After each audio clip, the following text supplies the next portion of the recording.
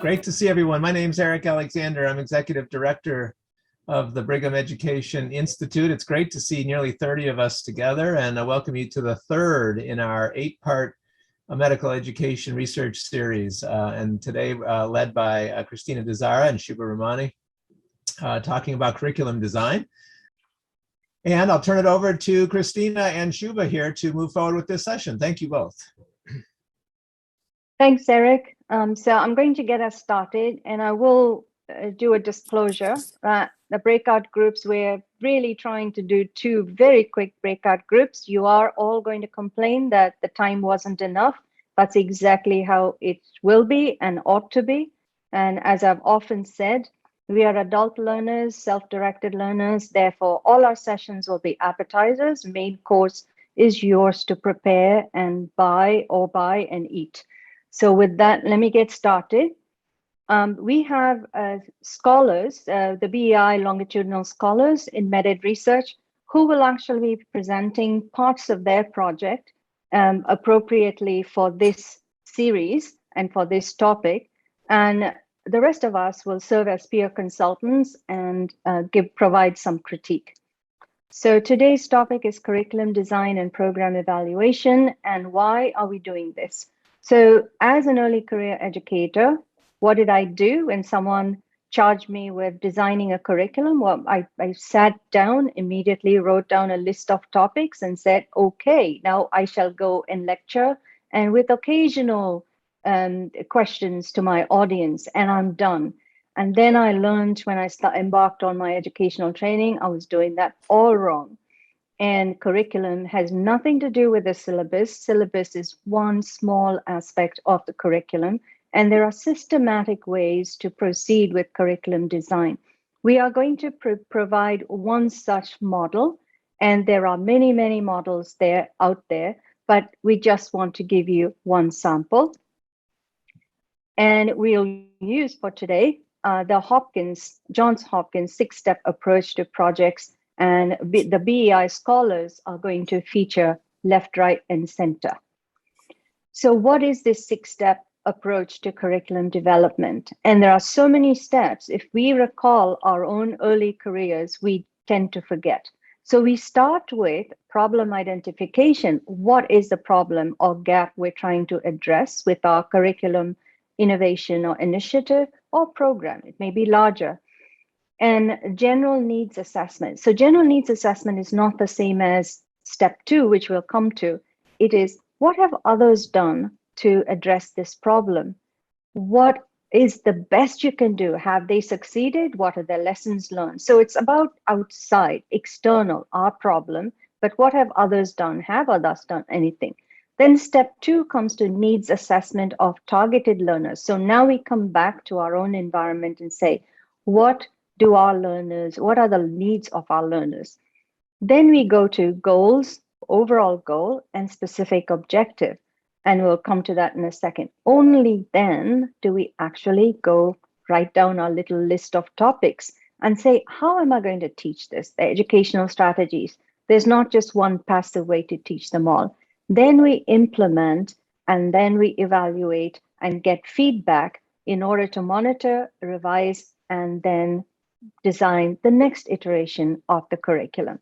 As I said, this is only one model, but it's a very systematic and easy approach. So problem identification and general needs assessment. You identify the key need or problem that's not satisfactorily addressed in your current curriculum. Define the area of deficiency. Whom does it affect and what does it affect? And is this important? If it's not important, then we need to think twice before trying to make that a big problem of ours. Then general needs assessment. How is it being currently addressed by us? Maybe inadequately or incompletely, or elsewhere. Maybe others have addressed this better. In that case, there's no need to reinvent the wheel. How should it be addressed? What is the ideal approach? And the other thing is, maybe this is the ideal approach, but we don't have the resources to implement the ideal approach. Therefore, break it into its components or little parts and say, which of these can we satisfactorily address as part of the curriculum?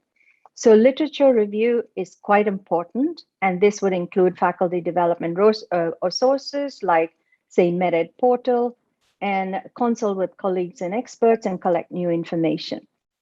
Then comes needs assessment of targeted learners. Consider the following, basically a diagnosis. Think of this as a diagnostic step. What is the previous training on this topic? Existing proficiencies, current performance, perceived needs and deficiencies, barriers, enablers, reinforcing factors, and resources at our disposal. So goals and objectives. Our overall goal, goals are an overall purpose of the curriculum. The overall goal of this curriculum, or the overall goal of today's session, is to introduce participants to a systematic approach to curriculum design. Okay, now an overall goal is all well and good, but if you're trying to evaluate the curriculum, it doesn't give you much to hang your hat on. Therefore, you need specific objectives which are stated more in terms of your learners or intended participants' behaviors. And when I say measurable, it doesn't have to be measured in numbers, but somehow evaluatable if you could. So when you write in a specific objective, there are 5 basic elements to think of. Who are your learners or participants? What will they do or know? How much or how well? Of what? By when? Time. Therefore, you can think of it as each trainee who, that's the who, will demonstrate, that is, will do or will know, the appropriate technique for a clinical procedure, and that addresses the what, 3 times a year, that addresses how often, meeting criteria on a checklist as judged by a trained observer. So this is how well, and by the end of their 2-week, 1-month rotation, and this is about time. And when we write objectives, let's think of certain taxonomies. I'm only showing you one type of taxonomy, that's Bloom's taxonomy, and this is related to cognitive domains. And as our learners are adults, we should try not to stop at pure knowledge alone. We need to assess understanding, application, and as they go higher, analysis, synthesis, and evaluation, and one might even argue debate. And there are similar taxonomies for skills, psychomotor, as well as attitudinal domains. And I will share this with the scholars later. So with this, it's time to go into our breakout group 1. And let's give about 10 minutes tops. The scholars have already come with a 1-page summary of their project, and they have written down for the first 3 steps that we just discussed, the problem statement and general needs assessment of their targeted learners, goals and objectives. So what the group will do is just focus on the 2 objectives or even 1 objective and try to critique the language and make it more specific. But the other thing our scholar will be able to say is, which of these steps did they omit in their own curriculum design? Why? And why did they find it challenging, if they did? And discuss and offer suggestions. So 10 minutes total, and then we'll come back to debrief. And I promise we'll have a little more time in the second breakout group. All right, I know the time was extremely short, and many groups probably only had time to introduce each other, but that was okay.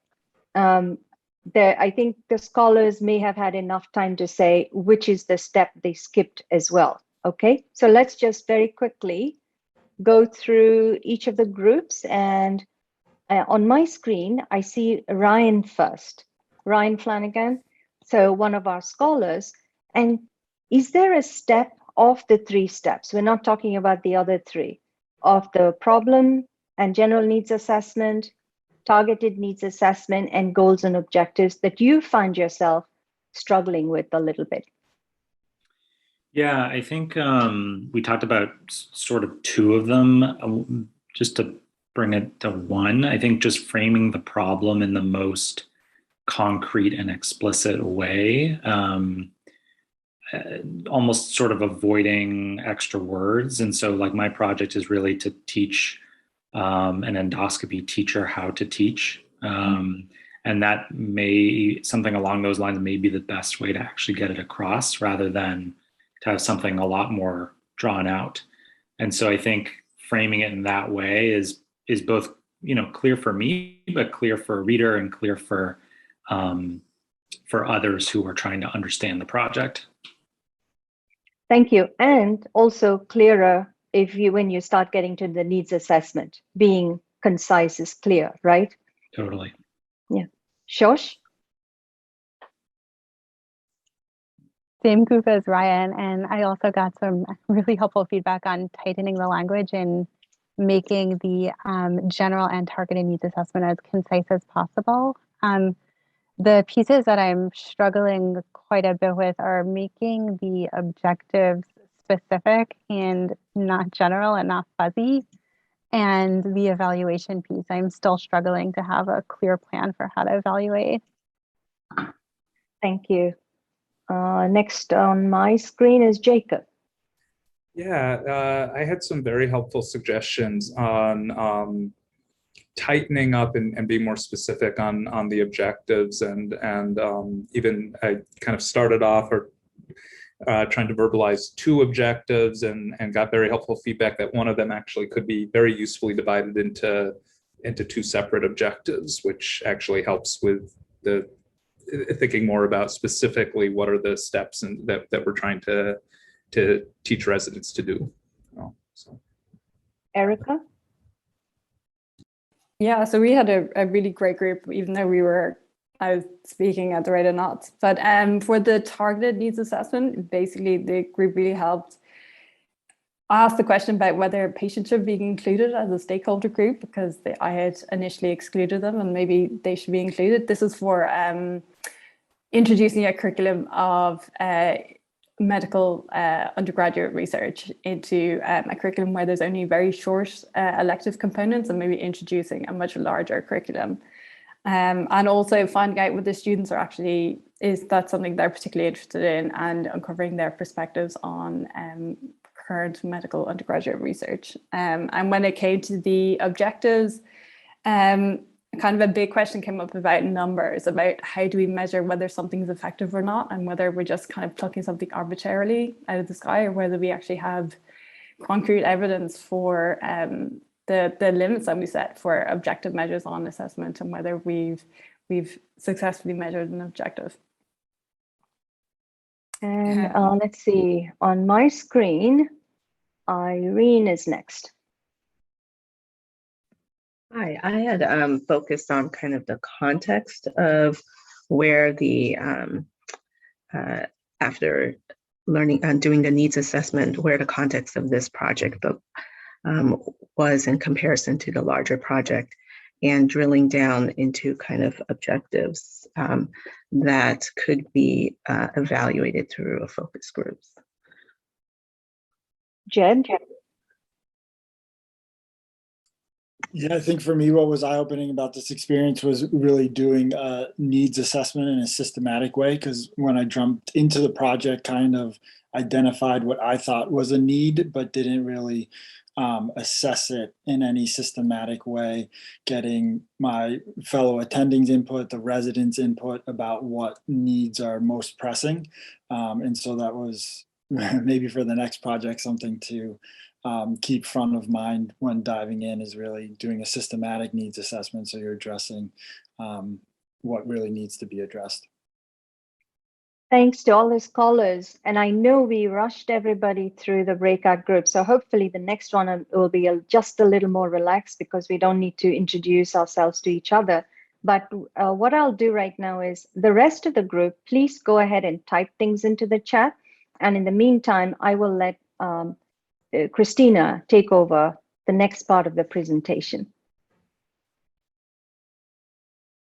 Thanks, Subha. And so as we talked about, up until this point, you've actually thought about the big picture of your project, you've thought about the local picture of your project, and you've thought about those goals and objectives that you have for your learners. And so what I would like to do is start you to thinking about that content that you're going to teach your learners and how you're going to do that.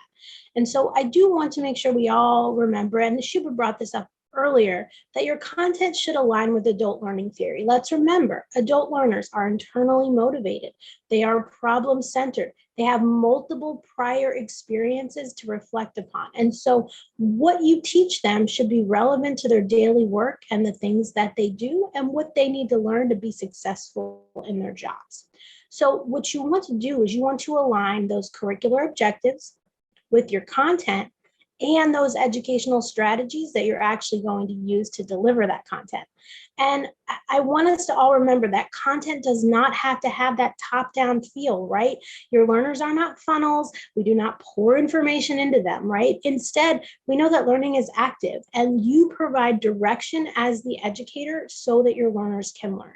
And this is one of the big reasons that you really want to vary your educational strategies, because your goal is to help engage your learners in all the ways they learn.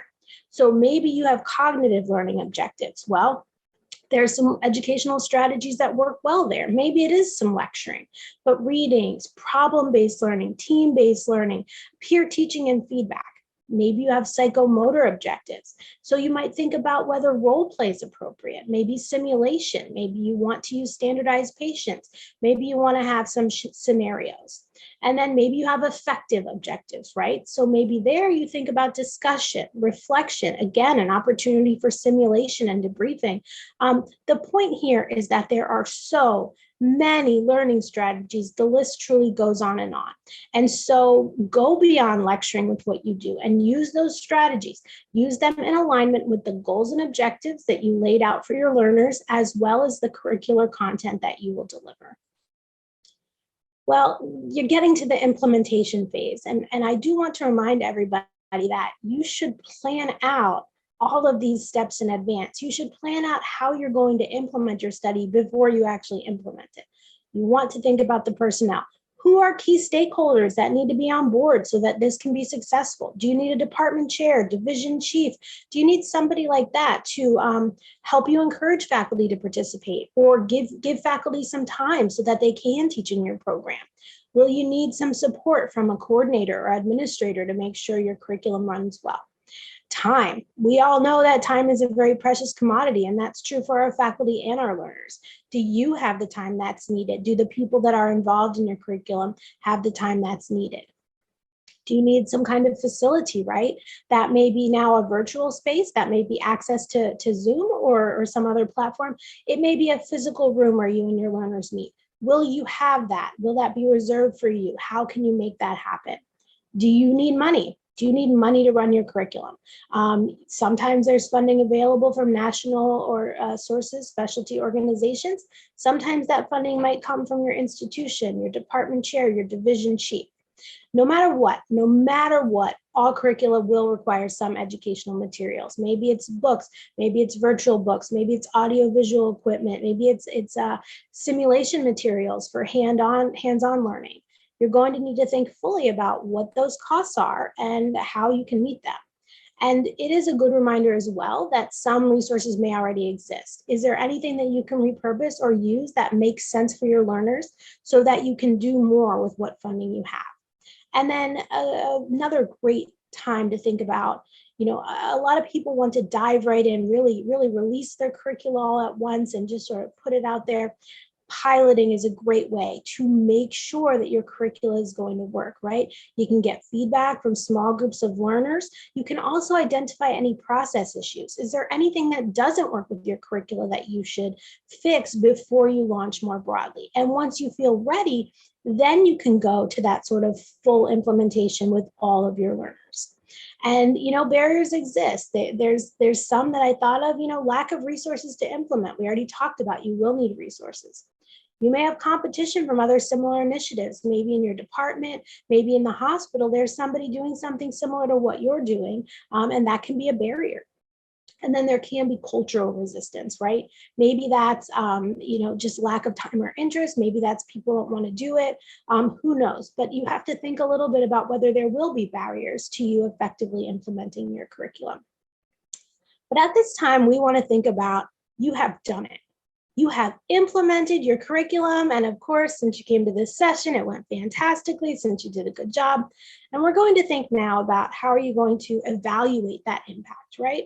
And so one thing I want to drive home, if there is just one thing that you remember from me today, is that all curricula should be evaluated. It is your job as a responsible educator to make sure that your curricula come full circle, to make sure that you evaluate your curricula so that you know how you can improve it.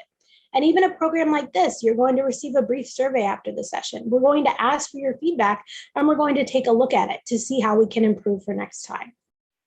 So when you evaluate your program, you're thinking about the extent to which curricular outcomes have been achieved. You want to think about, what questions do you want to ask? What do you want to know about your curriculum? You can think about this occurring at the level of the learner. So you might think about individual learner assessment, right? How are you going to know if your learners got what they needed out of your curriculum? And then at the curriculum level itself. So that would be more of a program evaluation.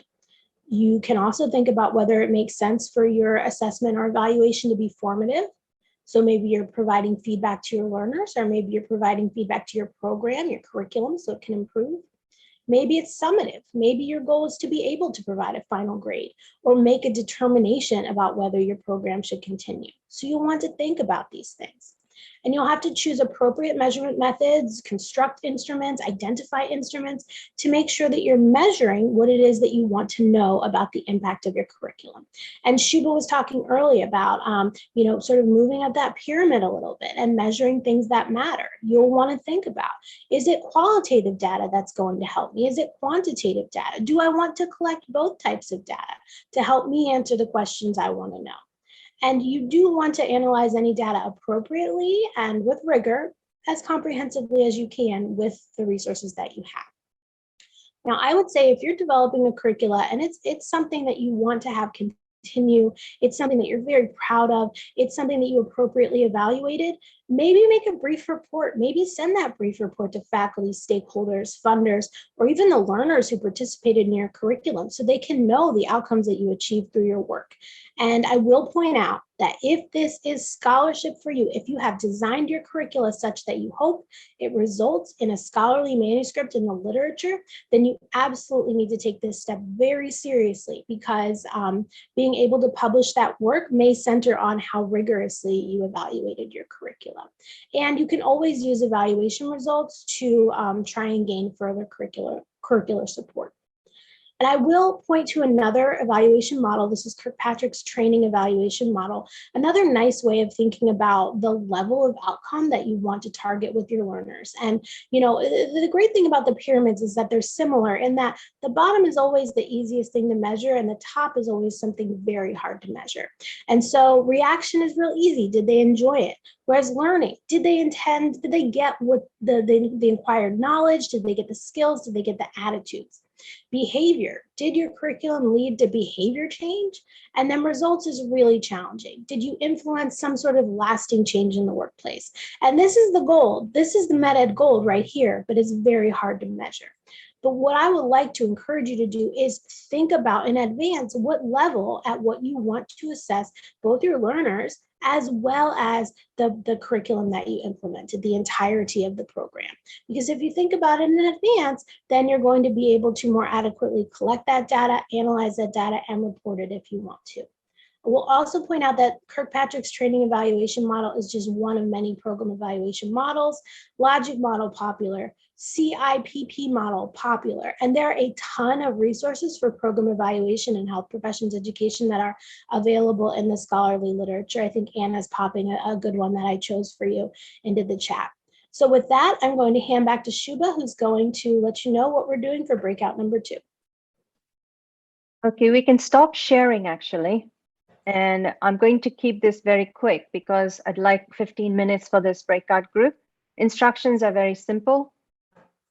Scholars present very concisely one curricular objective, one method that you've chosen to evaluate this objective and whether the two are aligned. And your groups, your peers will provide some feedback on that. 15 minutes, off we go. As people are being beamed back, I know we're perilously close to time and no more slides. So what we're going to do is this. This was an experiment and we kind of flew from one breakout group to the other to didactics back. So each scholar, you have about a minute to present what your peers gave you feedback on during the second breakout group.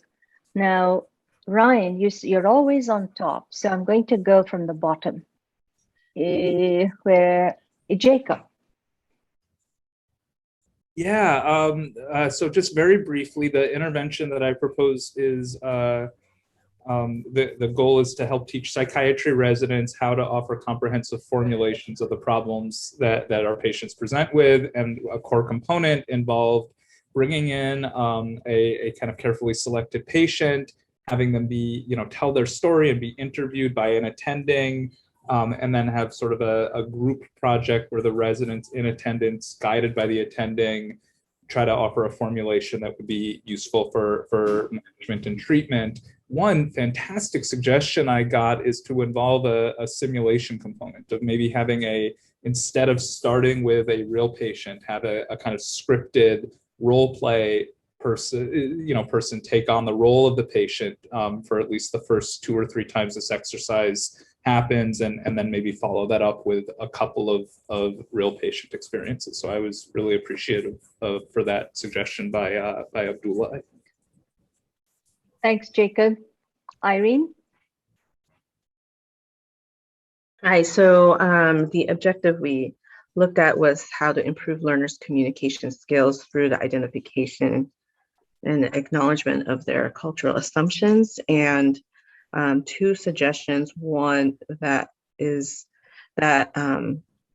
was using kind of peer observation or videotaping to be able to to evaluate whether or not they were able to use the framework that was introduced. The other piece that was helpful was assessing this idea of metacognition and how do we assess their own knowledge of their own practice. So very useful feedback. Thank you. Thank you. Jed? Thank you. So the breakout session, I think, was very useful to think about where my project sort of fits in on the Kirkpatrick model and how we can use these projects to build further and to expound upon the projects we're currently working on. So my project is a sort of educational video to try and bring novice trainees up to a common level as kind of a proof of concept of using these educational videos. And then I think it's interesting to think about how we can expand upon that into more videos or seeing how it affects radiology residents' practice in real life and not in this controlled simulated educational experience. Thank you, Jed. Erica? Yeah, so we had a great breakout session. It was really helpful. So I guess 2 take-home messages for me was, when looking at one of my objectives, there was actually a lot of concepts in the action and the verb words, and actually maybe the wording needed to be amended so that it would be much easier to evaluate, and possibly focus more on formative assessment rather than summative assessment in the evaluation, and actually it might be more beneficial to the learner. And finally, in terms of the implementation, it was a really great comment that medical curriculums are already packed full of content, and actually trying to incorporate more content can be really difficult. So if I was incorporating a research skills, maybe trying to incorporate content which is already found in other areas of the literature or of the curriculum might make it easier for the learners and lessen the impact on the medical school and faculty. Thank you. Shosh? I'm working on a project to integrate bedside geriatrics education onto the general medicine service rotation. And an objective that I want to look at is increased resident recognition of geriatric syndromes as defined by the American Geriatric Society in resident assessment and plans, One piece that I'm struggling with is how to find an appropriate comparison group. So we spoke about a couple of strategies for trying to find baseline pre-resident integrated geriatric education notes to review and see if integration of geriatric syndromes increases after. Probably the most useful is going to be looking at a pre and then post, as opposed to comparing different teams of residents, because they rotate so much that there really isn't a non-talk group anymore. Thanks, Josh. Ryan? Yeah, we had a really good session. I think one of the things, my main takeaway was my project is, again, how to teach the teacher how to teach endoscopy. And so the senior fellow will really be in the middle as the teacher of a model of having an attending supervising a procedure and a first-year fellow that's doing the procedure.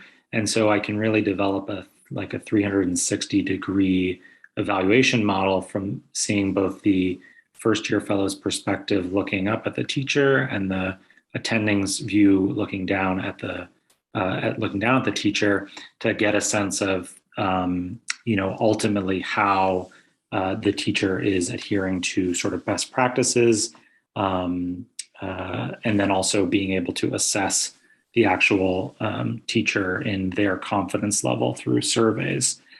So coming at it from different angles, I think may be very informative in that way.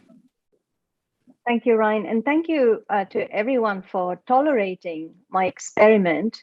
And note to self is, in the future, if there's a 1-hour session, don't try rapid fire 2 breakout groups. I will stick to 1 longer breakout group. But thanks to everyone for attending. We actually had people from Asia, Latin America, Europe, and of course, North America. Always gives me a thrill.